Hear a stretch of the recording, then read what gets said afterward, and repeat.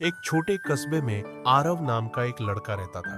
वह होशियार था, लेकिन उसकी सबसे बड़ी कमजोरी यह थी कि वह समय की कदर नहीं करता था। सुबह देर तक सोना, होमवर्क अधूरा छोड़ना, खेलों और मोबाइल में समय बर्बाद करना और हर काम को कल कर लेंगे कहकर टाल देना उसकी आदत बन चुकी थी। उसके पिता रमेश जी उसे बार बार समझाते कि समय किसी का इंतजार नहीं करता, वह जीवन की सबसे बड़ी दौलत खो देता है। लेकिन आरव को लगता कि जिंदगी लंबी है और समय बहुत है।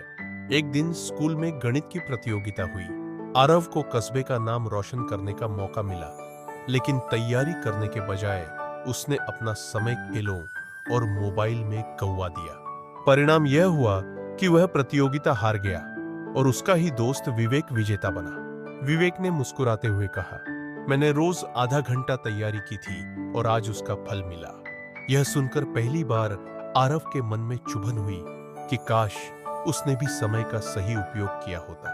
धीरे धीरे समय की बर्बादी का असर उसके रिश्तों पर भी दिखने लगा।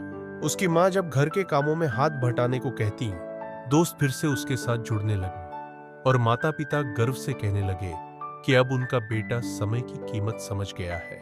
आरव ने अपनी डायरी में लिखा, धन खोने से थोड़ा दुख होता है, स्वास्थ्य खोने से ज्यादा दुख होता है, लेकिन समय खोने से सब कुछ खो जाता है। आज वह कस्बे के बच्चों को यही सिखाता है कि समय सबसे अनमोल खजाना है।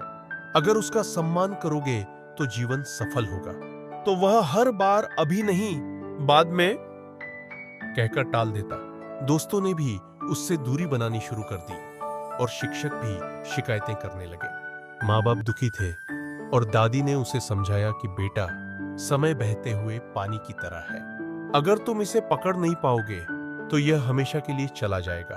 आरव ने सुना, पर उस पर गहरी छाप तब पड़ी जब उसके पिता उसे गर्मियों की छुट्टियों में शहर ले गए और एक बूढ़े घड़ीसाज सेवा हाथ से मिलवाया। घड़ीसाज बड़ी लगन से घड़ियां ठीक कर रहा था। जब पिता ने उससे पूछा कि बाबा, आप इतनी मेहनत क्यों करते हैं? मैं घड़ी ठीक करता हूं, लेकिन असल में मैं इंसानों का समय बचाता हूं। अगर घड़ी रुक जाए तो जीवन अस्त व्यस्त हो जाता है। याद रखो, हर काम के लिए समय तय करने लगा और पढ़ाई, खेल तथा परिवार सबके लिए संतुलित समय बांटने लगा। धीरे धीरे उसकी मेहनत रंग लाने लगी। अगली परीक्षा में वह अच्छे अंक लाया, लेकिन अगर उसे बर्बाद करोगे तो वह रेत की तरह हाथ से फिसल जाएगा।